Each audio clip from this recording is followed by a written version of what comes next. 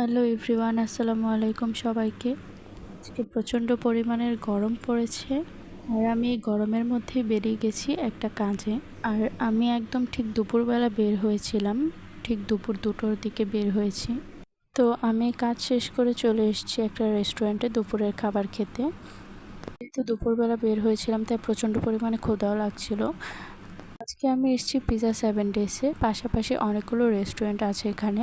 Pizza 365 হয়তো অনেকেই চেনেন যারা নরসিংদীবাসী আছেন। পিজা 365-এর পাশে অনেকগুলো রেস্টুরেন্ট একই রকম দেখতে করা হয়েছে, মানে একই রকম ডেকোরেশনের। পিজা 7 ডেজের ডেকোরেশনটা আমার কাছে পার্সোনালি খুব ভালোই লেগেছে। উপরে সম্পূর্ণ বেতের ঝুড়ির মতো কিছু একটা দিয়ে ওরা ডেকোরেশনটা করেছে।